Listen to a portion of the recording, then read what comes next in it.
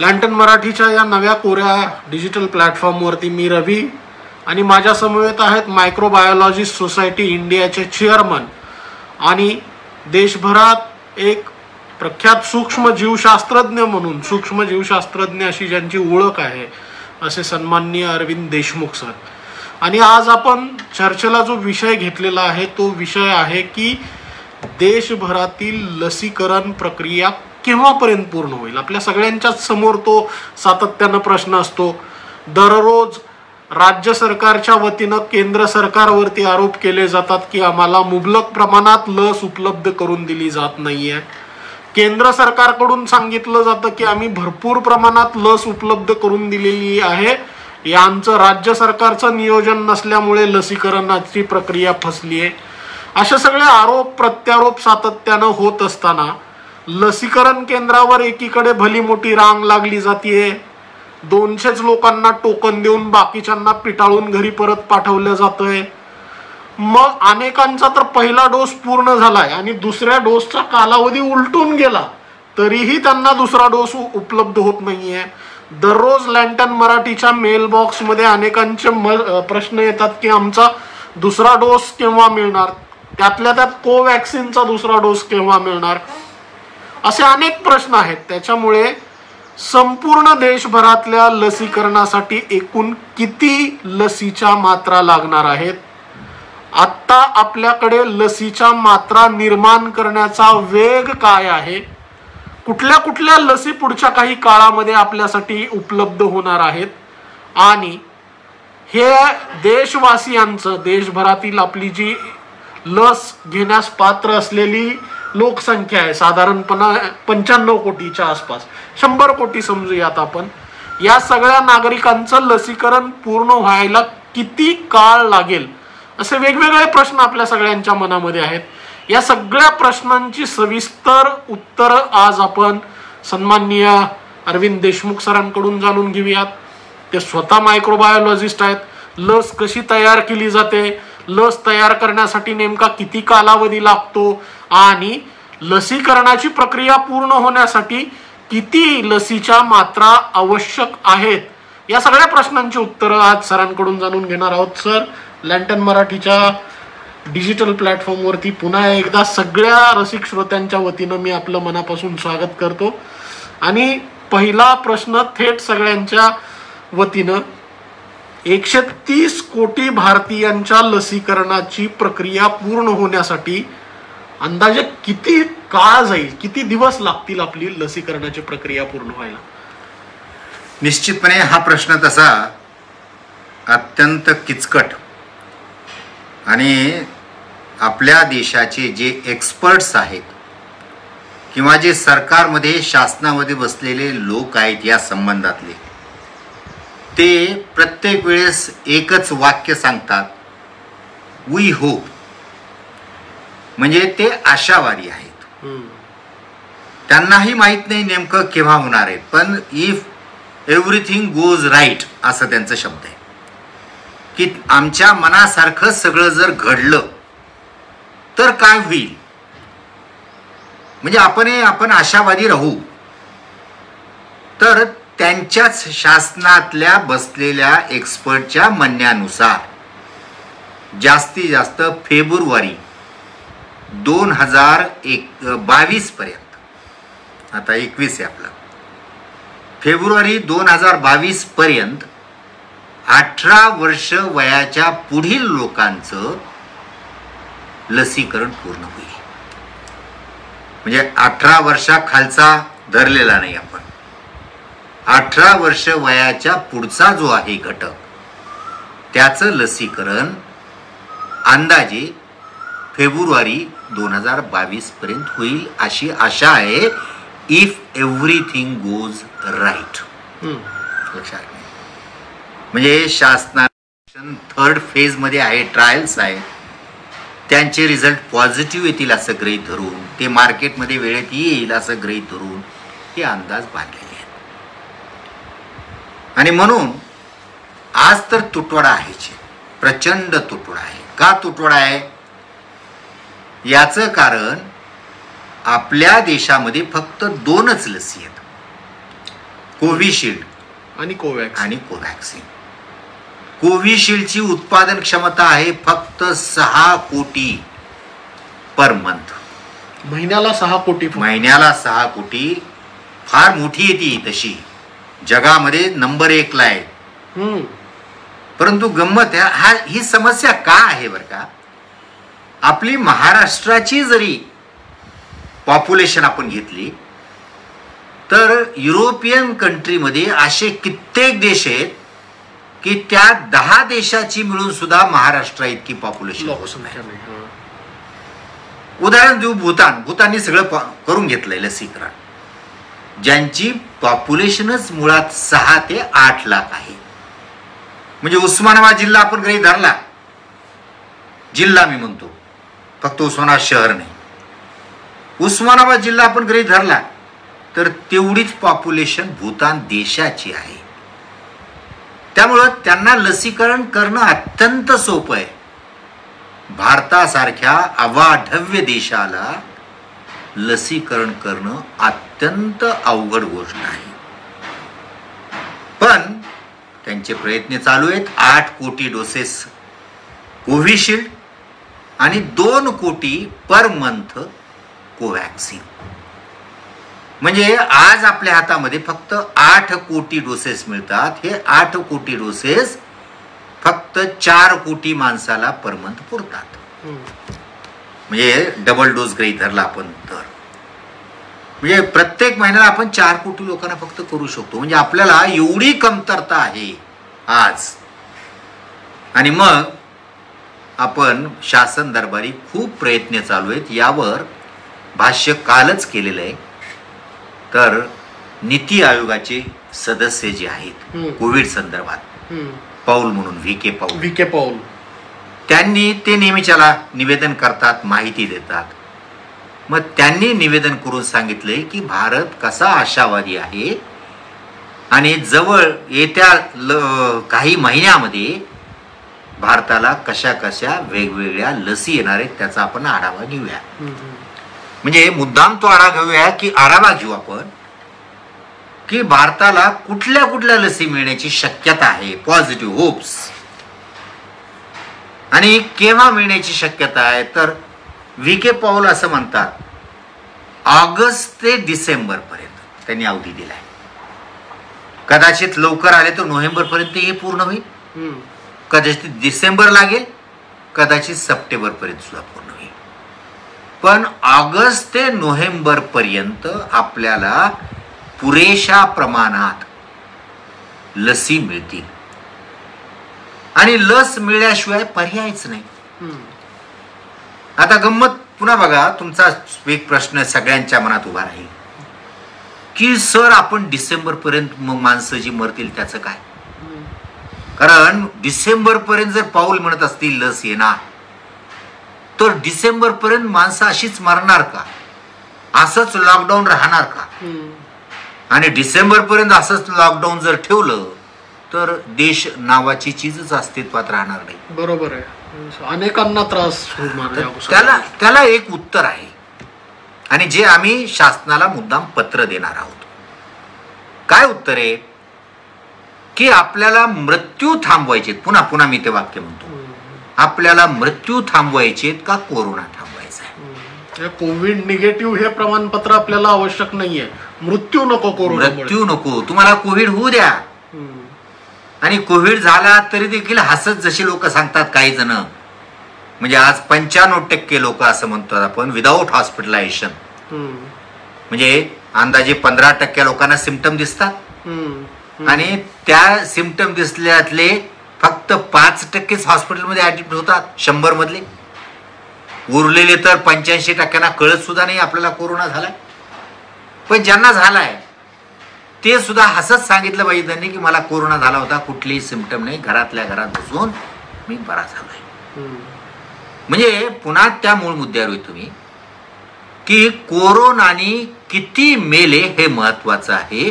Corona म्हणजे आपल्याला मृत्यू थांबवायचे आणि आपल्यापाशी लस नाहीये, पुरेशा प्रमाणात लस नाहीये आणि मृत्यू तर थांबवायचे. मग याला एक मार्ग आहे जो आम्ही शासनाला सुचवणार आहे की इथून पुढे सर्वप्रथम प्राधान्य द्या फक्त कोमॉर्बिड लोकांना लस द्यायचं प्राधान्य द्या. का? जे सहव्याधीग्रस्त आहेत अशांनाच तात्काळ लसीकरण केलं जावं अशी मागणी मायक्रोबायोलॉजिस्ट संघटनेच्या वतीनं केंद्र आणि राज्य सरकारकडे करतायत. की ज्यांना कोमॉर्बिडिटी आहे, ज्यांना सहव्याधी आहे, कारण आज मृत्यू जेवढे झाले त्यातले 90% मृत्यू सहव्याधी, म्हणजे 85 ॲव्हरेज जर काही धरलं आपण तर 85% मृत्यू असं म्हणे. तर 85% मृत्यू फक्त सहव्याधीच्या लोकांचे असतील तर प्राधान्यक्रमानं फक्त सहव्याधी असलेल्या लोकांनाच लस द्या. जे हेल्दी आहेत त्यांना लस देऊ नका. त्यांच्यात मृत्यूचं प्रमाण एवढं कमी आहे आणि त्यांना आणखीन जर आपण अवेअर केलं, सोशल अवेअर केलं तर ते आणखीन कमी येईल. आपल्याला मृत्यू थांबले म्हणजे झालं. आणि ज्यांना कोमॉर्बिडिटी आहे त्यांना गरज आहे. मग काही जण मला असं सांगतात, मी प्रश्न बऱ्याच डॉक्टरांशी चर्चा केली तर म्हणे आपल्याकडे लोक मी कोमॉर्बिड आहे म्हणून खोटं सर्टिफिकेट घेऊन येतील. शक्यता आहे ना, ही शक्यता आहे, पण हाच मार्ग आहे. ती शक्यता फक्त आपण थोडी मिनिमाइज करायची. कुठल्या मार्गाने रिस्ट्रिक्शन करता येतात सरकारला त्या पद्धतीनं करायचं, परंतु फक्त कोमॉर्बिड असलेल्या लोकांनाच ही लस द्यावी. म्हणजे प्राधान्यक्रमानं ते सुरक्षित होतील आणि ते सुरक्षित झाले की मृत्यूचा दर कमी येईल. सर, आता असं आपल्याकडे चर्चा चालू आहे की साधारणपणे आपल्या आत्ताच्या उत्तरातून सुद्धा हीच माहिती आली की ऑगस्ट ते डिसेंबर किंवा फेब्रुवारी 2022 पर्यंत, मग या कालावधीमध्ये कुठल्या कुठल्या कंपनींच्या लसी उपलब्ध होणार आहेत आणि त्याचा एकूण क्वांटम म्हणजे त्याची एकूण संख्या किती असणार आहे? अगदी बरोबर आहे. फार चांगला प्रश्न आहे की डिसेंबर पर्यंत आपण आशा करतोय, पण कुठल्या लसी तर जवळजवळ भारतीय मेकच्याच आहेत. आणि भारतीय मेकच्या जरी नसल्या, जरी परदेशी असल्या तरी त्या उत्पादित भारतात होणार आहेत. अगदी स्पुटनिक उदाहरण घेऊ. स्पुटनिकचे 2 विमानांनी आलेत, काही डोसेस दाखल झाले. त्यांच्या म्हणण्यानुसार 1 आठवड्यामध्ये आम्ही ते इंजेक्ट करायला सुरुवात करू. पण त्याचं उत्पादन भारतात सुरू झालंय. म्हणजे हैदराबादची रेडीज लॅबोरेटरी यांनी भारतात त्याचं उत्पादन सुरू केलेलं आहे आणि जुलै एंड पर्यंत त्यांचं उत्पादन मार्केटमध्ये येईल. तर एक आपण आढावा घेऊ की तुम्ही म्हणता त्याप्रमाणे की कुठल्या कुठल्या लसी आहेत. तर आपल्याला सगळ्यात माहिती आहेत कोविशिल्ड आहे. या कोविशिल्डचे अंदाजे डिसेंबर पर्यंत 75 कोटी डोसेस आपल्याला मिळणार आहेत. कोविशिल्डचे 75 कोटी डोसेस, कारण त्यांची उत्पादन क्षमता जास्त आहे. 6 कोटी महिना त्यांची जास्त आहे, परंतु त्यातले निम्मे त्यांना परदेशात द्यावे लागतात. कारण का? ते बाइंडिंग आहे, कमिटमेंट, आंतरराष्ट्रीय करार जे झाले, आंतरराष्ट्रीय करारानुसार. त्यामुळं ते उत्पादन क्षमता अजून वाढवू लागले. हे गृहीत धरून त्यांनी असं सांगितलंय की आपल्याला 75 कोटी डोसेस हे कोविशिल्डचे मिळणार आहेत. कोव्हॅक्सिन भारतीय बनावटीच आहे आणि कोव्हॅक्सिनचं उत्पादन आता पुण्यात सुरू करतोय आपण. बायोव्हेट कंपनीनं हातात घेतलंय काम, शासनानं पैसा दिलाय. जी आधीची मर्क होती, जुनी मर्क होती, त्या मर्कची जागा तशीच होती. त्यांचं इन्फ्रास्ट्रक्चर रेडी आहे, एव्हरीथिंग इज रेडी. यांना फक्त जाऊन थोडी डागडुजी करायची आणि सुरू करायचं. त्यामुळं बायोव्हेट नावाच्या कंपनी कोव्हॅक्सिन इथं सुद्धा सुरू करणार आहे. त्या कोव्हॅक्सिनचे जवळजवळ 55 कोटी डोसेस आपल्याला मिळणार आहेत. बघा, म्हणजे या 2 लसीच आपल्याला महत्वाच्या आहेत, कोविशिल्ड आणि कोव्हॅक्सिन. म्हणजे कोविशिल्डच्या 75 कोटी लसी डिसेंबर अखेरपर्यंत मिळणार आहेत आणि कोव्हॅक्सिनच्या 55 कोटी म्हणजे 130 कोटी या 2 कंपनीच्या, फक्त या 2 कंपन्याकडून आपल्याला डिसेंबर मिळणार आहे. म्हणजे हा सगळ्यात सकारात्मक बाब आहे आणि दोन्ही लसी या भारतातच तयार होत आहेत. त्याच्यानंतर हैदराबादमध्ये एक कंपनी आहे बायोलॉजिकल ई, त्याला काही जण बायो ई म्हणतात, हम्म, पण पूर्ण कंपनीचं नाव आहे बायोलॉजिकल ई. हम्म, ते देखील जे पूर्ण भारतीय बनावटीची लस आहे ती. हम्म, आणि ICMRच्या मदतीनं, जशी कोवॅक्सिन ही ICMRच्या मदतीनं आहे, तशी ती सुद्धा ICMRच्या मदतीनं आहे. यांनी सगळ्यात आधी इंटरव्ह्यू दिले होते आणि सांगितलं होतं, हम्म, फक्त यांच्या ट्रायल राहिल्या होत्या. आता तिसरी ट्रायल जवळजवळ त्यांची झाली आहे. त्यांनी रिपोर्ट सुद्धा सबमिट केले आहेत ICMRला. तर बायोलॉजिकल ई 30 कोटी डोसेस देणार आहे. बघा आता, हम्म. म्हणजे ही सुद्धा भारतीय बनावटीची आहे. डिसेंबर पर्यंत 30 कोटी डोसेस हे देणार आहे. म्हणजे अगोदरचे 130, 75 कोटी, 55 कोटी आणि हे 30 कोटी, जवळपास 160 कोटी. 160 कोटी या 3 कंपनीकडून मिळणार आहे. हम्म, त्यानंतर सगळ्यात महत्वाची, फक्त बायोलॉजिकल ई ची जे लस आहे याचं वैशिष्ट्य असं, ही सिंगल डोस लस आहे. हा. त्यामुळे आणखीन मी म्हणतोय तुम्हाला की 216 कोटीमध्ये काही 3 डोसेसवाली आहेत, हो का? तर काही 1 डोसवाली आहे, काही दोन बहुतेक ज्या आहेत त्या सगळ्या 2 डोसेसवाल्या आहेत. तर सिंगल डोसच्या काही आहेत, त्याच्यामध्ये बायोलॉजिकली ही सिंगल डोसची आहे. आणि त्याच्यानंतर आता पुढची जाऊ, ट्रिपल डोसची सांगतो मी तुम्हाला.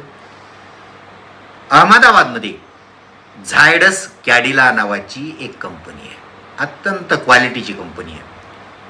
त्यांच्या देखील ट्रिपल फेज 3 त्यांचे प्रयोग झालेले आहेत आणि ते आता ICMR कडे सबमिट करत आहेत. म्हणजे झायडस कॅडिलाची सुद्धा लस लवकरात लवकर मार्केटमध्ये येईल. ही झायडस कॅडिलाची लस ही ट्रिपल डोसची आहे, 3 डोसेस आहेत त्यांची. आणि त्याचा कालावधी काय असणार आहे? दिलाय त्यांनी तसा काही कालावधी? नाही, अजून कालावधी त्यांनी सांगितलेला नाही. पण त्यांनी आणखीन एक गोष्ट सांगितलंय की ज्यांना इंजेक्शनची भीती वाटतेय त्यांनी थांबा, कारण यांच्याकडं निडल फ्री टेक्नॉलॉजी आहे. अरे वा, म्हणजे सुईचा वापर ते करणार नाहीत. मग टेक्नॉलॉजी कुठली अजून सांगितलेली नाही, पण त्यांनी एकच डिक्लेअर केलंय की निडल फ्री टेक्नॉलॉजी आमची. ज्यांना लस टोचून घ्यायची भीती वाटते, म्हणजे इंजेक्शन पाहिल्यावर, सुई पाहिल्यावर ज्यांना नकोस वाटतं, अंगावर काटा येतो, भीती वाटते, इंजेक्शनची दहशत वाटते, अशांसाठी ही आनंद वार्ता आहे, आनंदाची गोष्ट आहे. Needle free. येस, कारण त्यांचा जो CEO आहे श्राविल पाटील, त्यांनी स्वतः डिक्लेअर केलं की आमची लस ही निडल फ्री टेक्नॉलॉजीची आहे, फक्त 3 डोसेस घ्यावे लागतील. आणि जर निडल फ्री असतील तर लोक आनंदाने 3 डोसेस घेतील. तर हे झायडस कॅडिलाचं व्हॅक्सिन आहे आणि हे DNA व्हॅक्सिन आहे, म्हणजे हे वेगळ्या प्रकारचं व्हॅक्सिन आहे. कारण बघा, यांचं जे व्हॅक्सिन आहे कोविशिल्डचं RNA व्हॅक्सिन आहे, कोवॅक्सिनचं ॲट्युन्युएटेड व्हॅक्सिन आहे, DNA नाही, RNA नाही, किल केलेलं व्हॅक्सिन आहे ते. तर यांचं व्हॅक्सिन हे DNA व्हॅक्सिन आहे आणि हे व्हॅक्सिन सुद्धा मार्केटमध्ये येईल. आणि त्याचे किती डोसेस मिळतील आपल्याला? तर 5 कोटी डोसेस मिळतील डिसेंबर पर्यंत. फक्त 5 कोटी, त्यांची उत्पादन क्षमता कमी आहे. तर 5 कोटी डोसेस आपल्याला डिसेंबर पर्यंत मिळतील. त्याच्यानंतर स्पुटनिक आहे.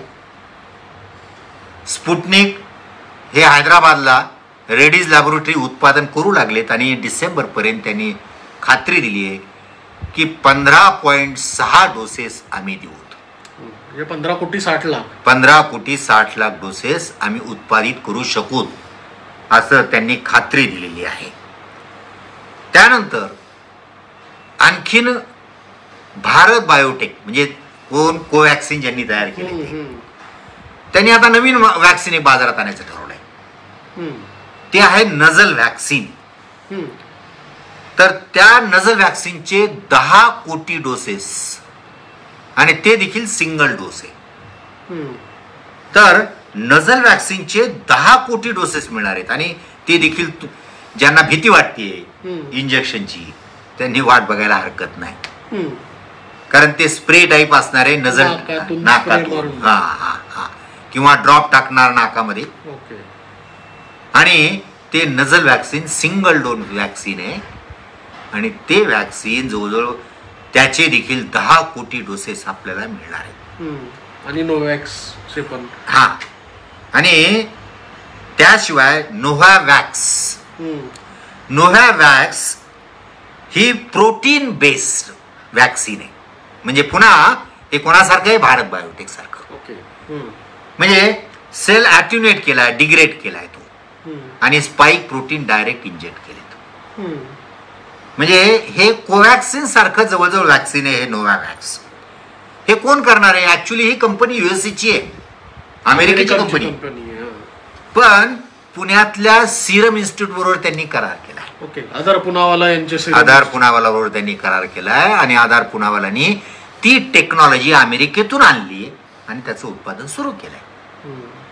तर त्याचे ते सांगतात जवळजवळ 20 कोटी डोसेस आम्ही देऊ शकतो. मोठी संख्या आहे. आणि आता सगळ्यात शेवटी एक उरली आहे, ती आहे जिनोव्हा. जिनोव्हा ही एक नवी कंपनी आहे आणि ते mRNA वॅक्सिन आहे. जिनोव्हा सुद्धा mRNA वॅक्सिन आहे आणि ते mRNA वॅक्सिन हे याचे 6 कोटी डोसेस आपल्याला मिळणार आहेत. mRNA वॅक्सिन म्हणजे काय त्याचा अर्थ? हा, mRNA म्हणजे कोविशिल्डचं जे आहे, कोविशिल्डचा पूर्ण व्हायरल वॅक्सिन आहे. mRNAचा अर्थ असा की व्हायरसमध्ये mRNA असतो, DNA नसतो. ओके. कारण आपल्या शरीरामध्ये, आपल्या पेशीमध्ये DNA असतो, पण या व्हायरसमध्ये RNA असतो. त्या RNA पासून mRNA म्हणजे मेसेंजर RNA तयार करतात. या RNAचा उपयोग करून, कोणाचा RNA? मेसेंजर RNAचा, म्हणजे व्हायरसच्या RNAचा उपयोग करून दुसरा RNA तयार करतात, त्याला मेसेंजर RNA म्हणतात. आणि तो मेसेंजर RNA तयार झाला की तो आपल्या शरीरात टोचायचा. म्हणजे आपल्याला काय पाहिजे, गंमत म्हणजे mRNA वरून सांगतो मी, की आपल्या शरीराने ओळखलं पाहिजे की शत्रू आलाय. शत्रू आलाय कशा ओळखतील? ते व्हायरसला ओळखतात, ते व्हायरसच्या स्पाइकला ओळखतात. मग आता यांनी काय केलं, mRNA टाकला की mRNA प्रोटीनला तयार करतो आपल्या शरीरामध्ये. कुठला प्रोटीन? Spike protein. तो स्पाइक प्रोटीन तयार झाला रे झाला की आपल्या शरीराला मात्र वाटतं शत्रू आला. म्हणजे शत्रू तयार करून टाकायचा. वॅक्सिनचा उद्देश काय? शत्रू टाकायचा, पण त्या शत्रूला व्हिरुलन्स नसला पाहिजे. म्हणजे थोडक्यात त्याला रोग निर्माण करण्याची शक्ती नसली पाहिजे. शस्त्र हातात नसलेला, त्याचे दात आणि नख काढून वाघाच्या पिंजऱ्यात तुम्ही जर गेला तर तो वाघ तुम्हाला काहीच करणार नाही.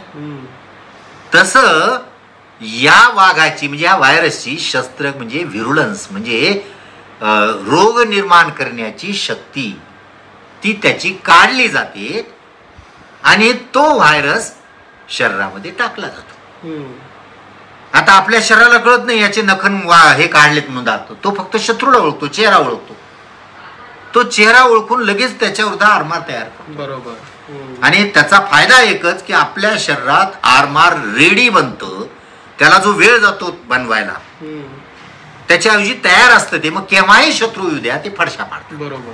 रोग प्रतिकार शक्ती आपोआप वाढलेलीच असते. हा लसीचा सगळ्यात मोठा फायदा. म्हणून या सगळ्या लसी आपल्या भारतामध्ये डिसेंबर पर्यंत उपलब्ध होणार आहेत. आपल्याकडे काही प्रश्न आलेले आहेत. प्राध्यापक संदीप देशमुख आहेत, त्यांनी 2 प्रश्न उपस्थित केलेत सर. ते म्हणतात की हा इंडियन व्हॅरियंट विषाणू जो लसीमुळे तयार झालेल्या अँटीबॉडीजला दाद देत नाही, मग याचा परिणाम होऊ शकतो का, असा एक प्रश्न विचारलाय त्यांनी. आणि दुसरा एक प्रश्न त्यांचा त्यालाच जोडून असा आहे की लसीकरण एवढ्या संत गतीने करण्यामागे हर्ड इम्युनिटी येऊ शकते, हे कारण असू शकतं का? म्हणे हे बरोबर आहे तुमचा प्रश्न की हर्ड इम्युनिटी येऊ शकते हे कारण असू शकतं का, पण कुठलाही ॲडमिनिस्ट्रेटर हे ॲक्सेप्ट करत नाही. का? नॅचरल हर्ड इम्युनिटी येताना आपल्याला किंमत मोजावी लागते. म्हणजे 1% मृत्यू आपण गृहीत धरू, आपण गृहीत धरू की 1% जास्तच आहेत मृत्यू आज, पण 1% मृत्यू जरी गृहीत धरले तरी लाखोनी मृत्यू भारतात होतील. 1.5 कोटीच्या आसपास जातील. आणि आकडे महत्वाचे नाहीत, तुमच्या घरातला जर ती व्यक्ती गेली तर काय दुःख होतं त्या फॅमिलीला विचारा. म्हणून ही किंमत कुठलाही राज्यकर्ता देत नसतो. बरोबर. म्हणून हर्ड इम्युनिटी येण्याची वाट बघणं असं कुठलाही ऍडमिनिस्ट्रेटर करत नसतो. आता दुसरं, संथ गतीनं का चालू आहे मी तुम्हाला सांगितलं.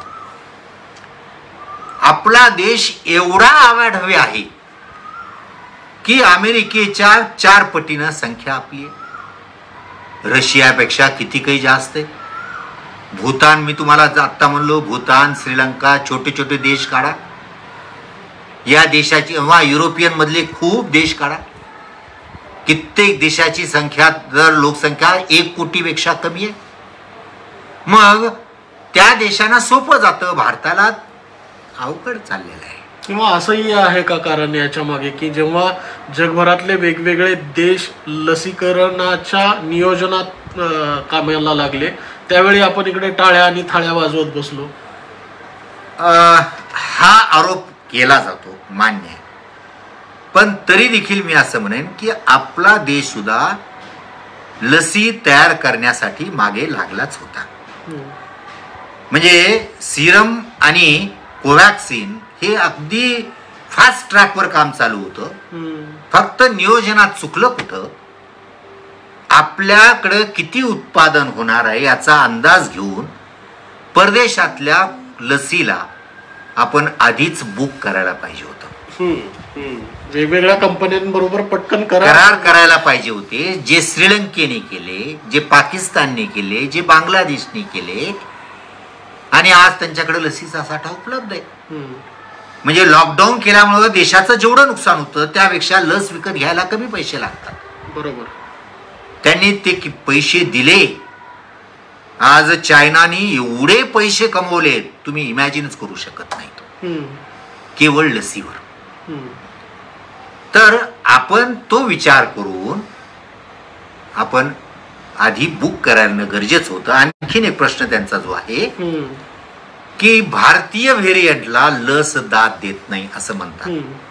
तर मी देशमुखांना सांगू इच्छितो की आजपर्यंत तरी लस सगळ्या व्हेरियंटला दाद देते आहे असं नाहीये. आजपर्यंत असं सांगितलं जातंय की सगळे व्हेरियंट, आणि भारताचं गंमत सांगतो तुम्हाला, भारतामधून ब्राझील व्हेरियंट पळालाय, UK व्हेरियंट पळालाय, भारतामध्ये साऊथ आफ्रिकेचा व्हेरियंट राहिलेला नाही, ट्रिपल म्युटंट राहिलेला नाही. आता जे म्हणतात ते की भारताचा जो भारतीय व्हेरियंट आहे, जो डबल म्युटंट म्हणतो आपण, तोच भारतामध्ये आज शिल्लक आहे. आणि आज आपल्याकडे असलेल्या दोन्ही लसी या व्हेरियंटला रोखू शकतात. त्यामुळं आज तरी तो प्रश्न येत नाही, पुढे प्रश्न येईल, भविष्यामध्ये येऊ शकेल, येईल असं नाही, येऊ शकेल, पण आज तरी तो प्रश्न नाही. आणखी एक आपले श्रोते आहेत दादासाहेब मोहिते, त्यांचा प्रश्न असा आहे की ज्याला कोणाला कोरोनाची लागण झाली आहे किंवा प्रादुर्भाव झालाय त्याला एकच लसीची मात्रा दिली तर पुरेशी आहे का म्हणे, असा एक प्रश्न त्यांनी उपस्थित केलाय. अगदी बरोबर आहे.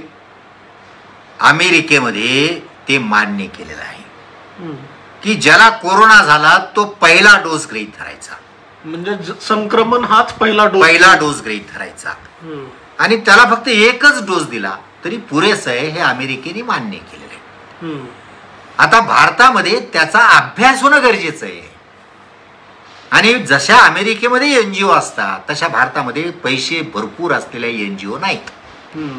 हा अभ्यास NGOने करायला पाहिजे की ज्यांना पहिला डोस दिलाय, साधं गणित आहे, पहिला डोस दिलाय आणि 1 महिन्यानंतर, सॉरी, ज्यांना इन्फेक्शन झालंय, ज्यांना कोरोना झालाय, महिन्यानंतर 45 दिवसानंतर आणखीन एक डोस दिलाय, तो डोस घेतल्यानंतर 15 दिवसांनी तुमच्या शरीरातल्या अँटीबॉडी चेक करायच्या असतात.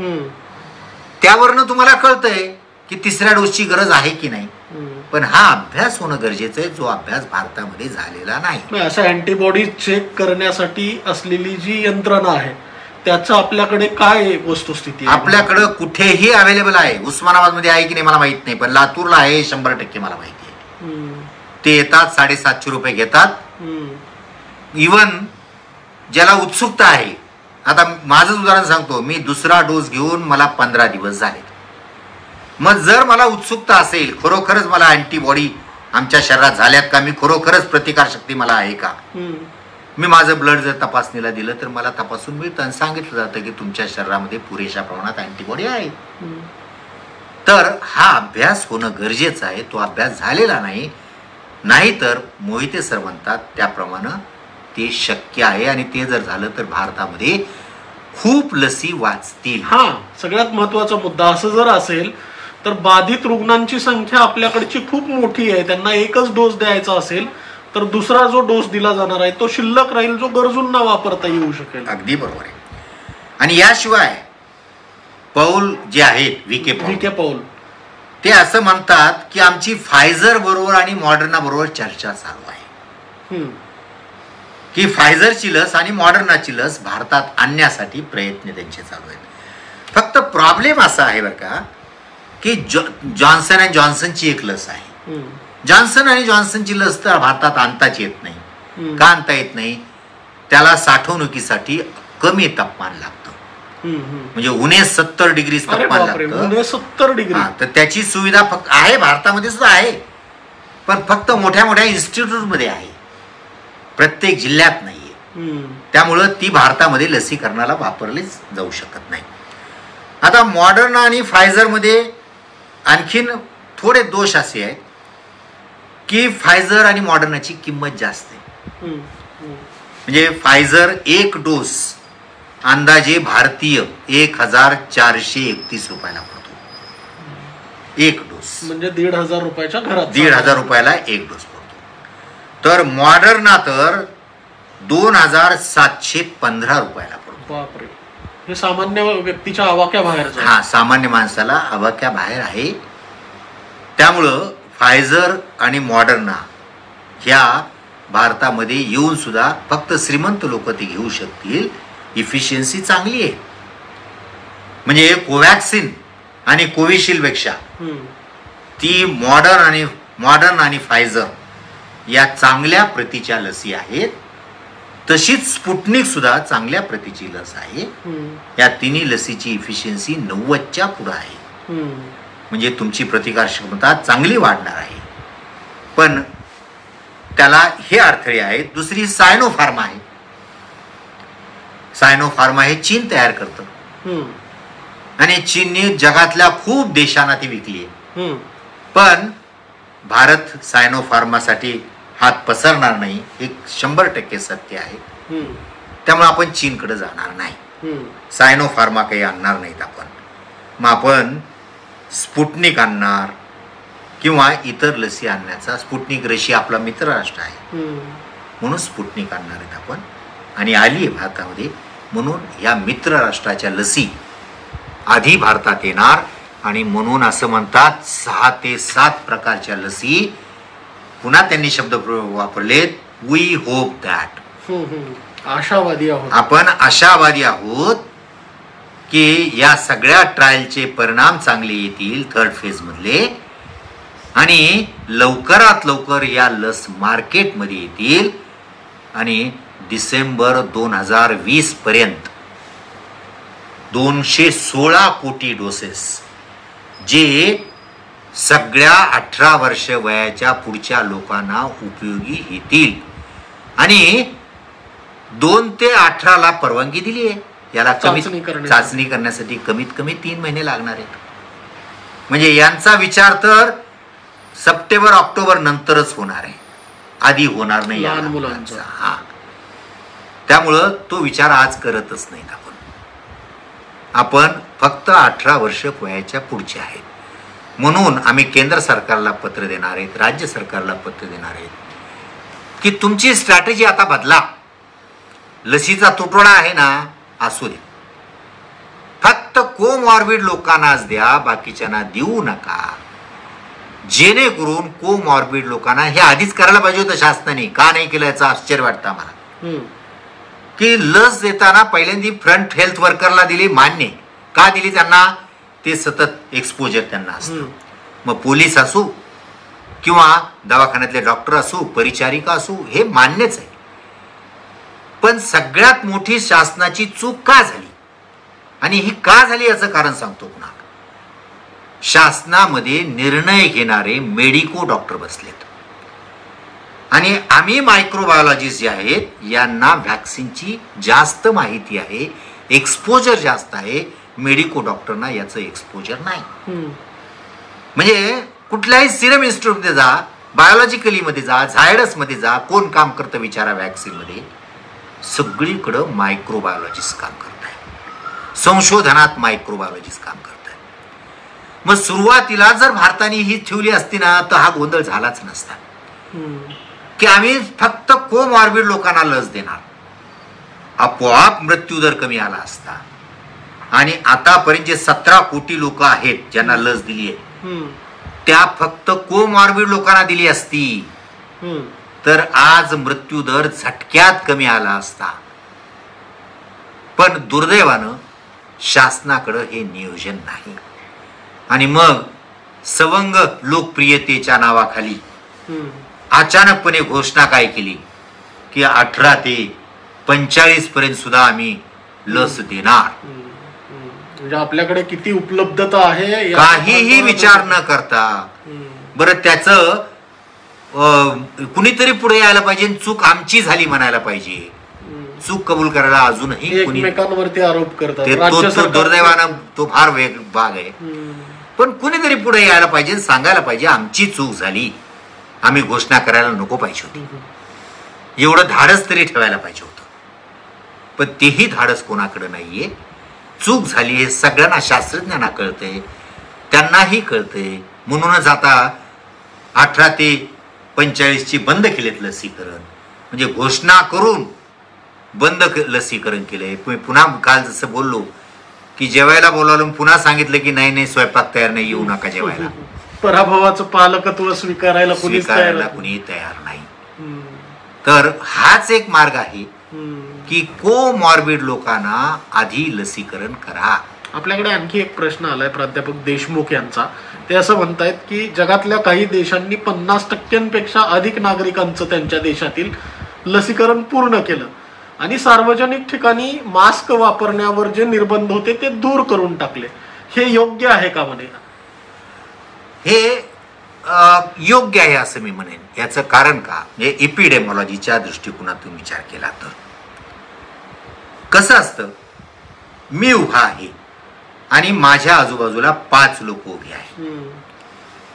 हे 5 लोक लसीकरणामुळं त्यांच्यात प्रतिकार शक्ती आली जर असेल आणि मी कोविड पेशंट आहे आणि ह्या 5 लोकांच्या पलीकडं सेन्सिटिव्ह लोक आहेत ज्यांना लस दिली नाही, तर या 5 लोकांमुळे एक फळी तयार होते.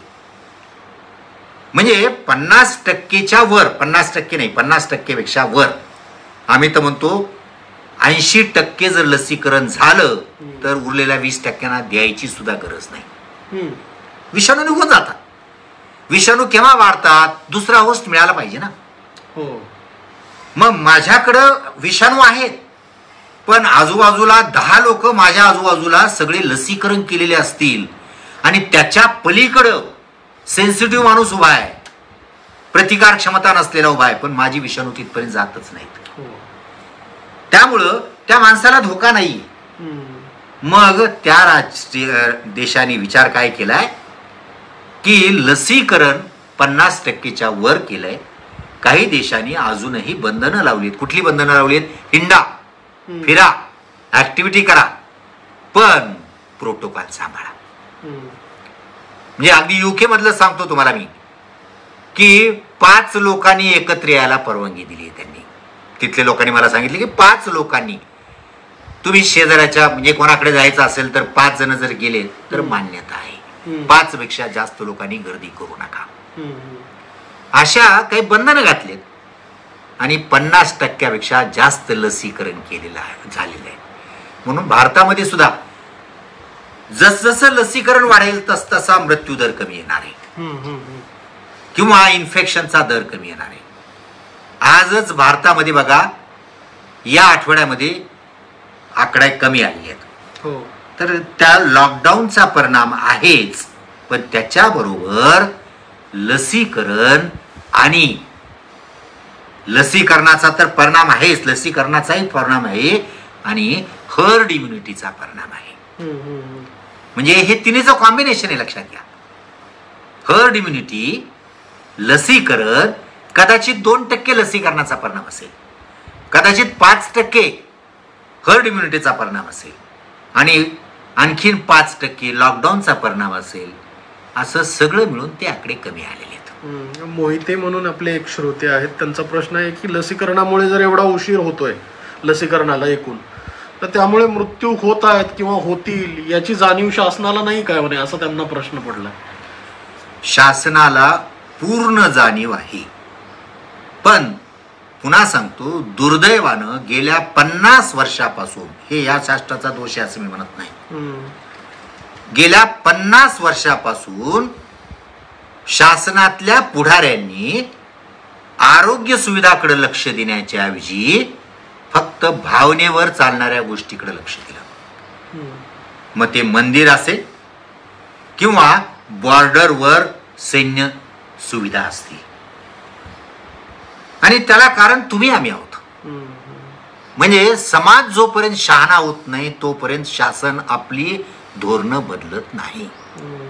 आज त्याचे परिणाम दिसत आहेत की मंदिर आणि मस्जिदला आम्ही जास्तीत जास्त लक्ष देतोय.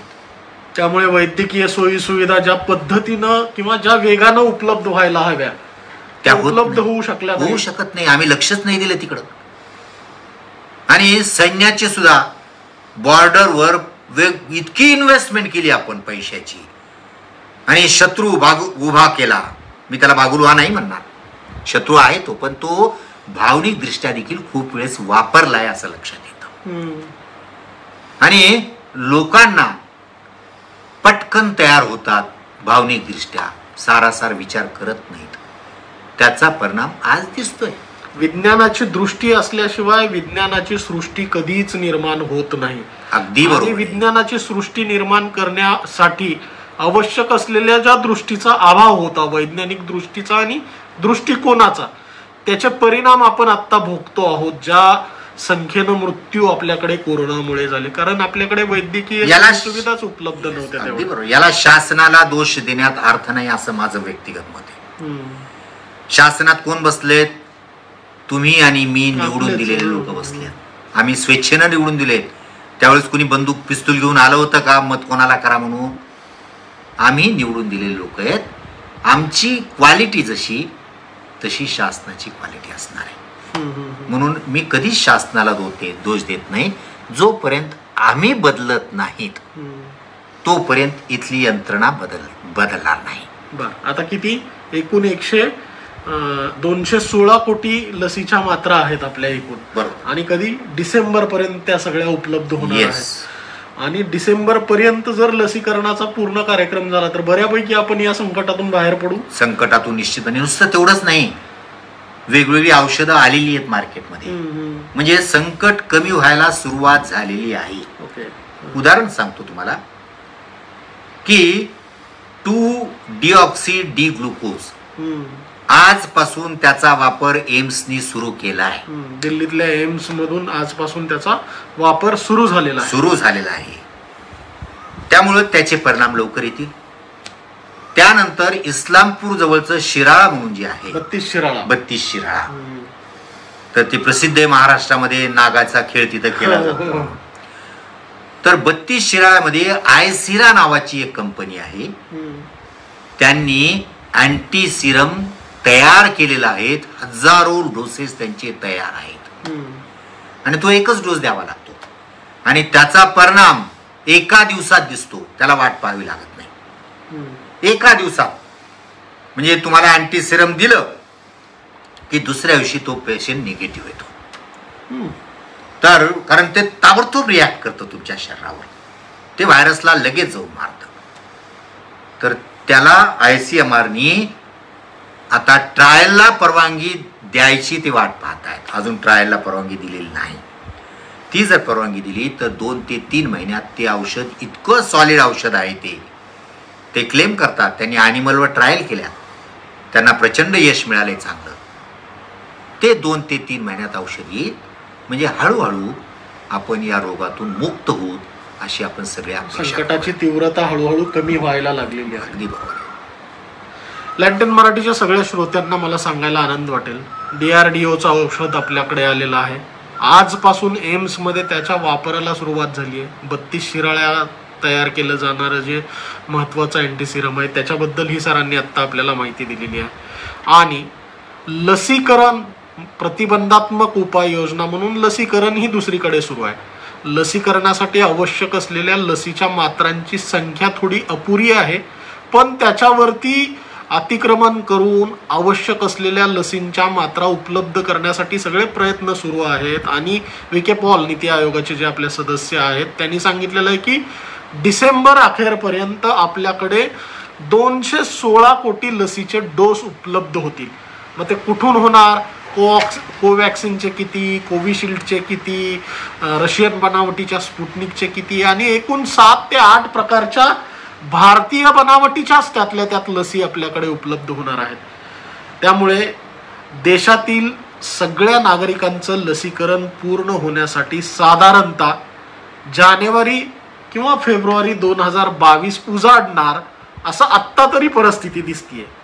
त्यामुळे जानेवारी 2022 किंवा फेब्रुवारी 2022 पर्यंत कोरोना आपल्या अवतीभोवती असणार आहे असं गृहीत धरून सगळ्या पद्धतीची काळजी घ्यायला आपण हवी.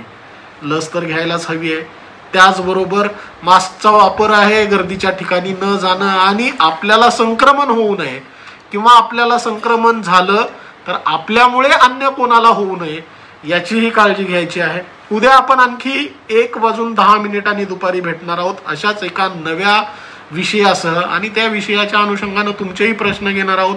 त्या सगळ्या प्रश्नांची सविस्तर वैज्ञानिक उत्तरं आदरणीय देशमुख सरांकडून जाणून घेऊयात. आजचा हा कार्यक्रम तुम्हाला कसा वाटला? आपल्या प्रतिक्रिया आवर्जून नोंदवा. आणि लँटन मराठीच्या यूट्यूब चॅनलवरती अशा पद्धतीचे वेगवेगळे कार्यक्रम पाहण्यासाठी, वेगवेगळे व्हिडिओ पाहण्यासाठी लँटन मराठीला आपण नक्की सबस्क्राईब करा. आत्ता आणखी एक प्रश्न आलेला आहे. आपली वेळ पूर्ण होत आलेली आहे, तरी हा शेवटचा प्रश्न घेऊयात. लसीकरणमध्ये पहिल्यांदा 60 वर्षाच्या पुढे लसीकरण चालू केले, पण त्याचा वेग खूप कमी होता.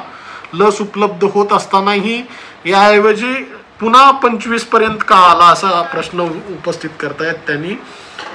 त्यांचं म्हणणं असं आहे, देशमुख सरांचं, लसीकरणमध्ये पहिल्यांदा 60 वर्षाच्या पुढील लसीकरण चालू केलं गेलं, त्याचा वेग खूप कमी होता. लस उपलब्ध नसतानाही त्याऐवजी 25 ते 58 या वयोगटातील जे लोक जास्त करून कामानिमित्त बाहेर असतात त्यांना दिली असती तर याचा चांगला परिणाम दिसू शकला असता का? हा खरं तर धोरणात्मक निर्णयाचा भाग आहे. त्यांचं म्हणणं चुकीचं आहे. याचं कारण कामाला कोण बाहेर पडतं हे महत्वाचं नाही. कामाला जरी ते बाहेर पडत असले तरी ते संध्याकाळी घरात येत आहेत, कोरोना घेऊन येऊ शकतात. बरोबर. आणि घरच्या लोकांना वयस्कर, बरं विज्ञान असं सांगतंय की कोरोनाचा जास्तीत जास्त धोका हा वयस्कर लोकांना आहे. आजही मृत्यू जे झालेत ते जास्तीत जास्त वयस्कर लोकांचे झाले, तरुणाचे नाही झाले. आणि तरुण जरी बाहेर पडत असले तरी ही भीती असतेच की ते कोरोना घेऊन घरात येतात. म्हणजे घरातल्यांना धोका नाही असं नाही, घरातल्यांना सुद्धा धोका असतोच. त्यामुळं शासनाने जे केलं ते सुरुवातीला योग्यच केलं होतं की आधी 60 वर्षे वयाच्या पुढच्या लोकांना दिली, नंतर 45 ते 60च्या लोकांना दिली, पण 18 ते 45ला घाई केली. एवढाच त्यांचं चुकलं, ते करायला नको पाहिजे होतं. आपल्या सगळ्या प्रश्नांची समाधानकारक उत्तरं देण्याचा आम्ही प्रयत्न करत आहोत. उद्या दुपारी 1:10 पुन्हा आणखी एक नवीन विषय घेऊन आम्ही आपल्या सगळ्यांच्या समोर येणार आहोतच. तोपर्यंत लँटन मराठीच्या यूट्यूब चॅनलला सबस्क्राईब करायला विसरू नका. बेल बटनला प्रेस करून नोटिफिकेशन प्राप्त करायला देखील विसरू नका. लँटन मराठीचं फेसबुक, ट्विटर आणि इंस्टाग्राम पेजलाही फॉलो करा. अशा पद्धतीचे वेगवेगळे महत्त्वपूर्ण व्हिडिओ तुम्हाला त्या ठिकाणी पाहायला मिळतील. पाहत राहा लँटन मराठी. उद्या दुपारी 1:10 पुन्हा देशमुख सरांच्या सोबत आपण एका नवीन विषयासह भेटणारच आहोत. तोपर्यंत नमस्कार, धन्यवाद सर. सर्वांच्या वतीनं आपलेही मनापासून धन्यवाद. नमस्कार.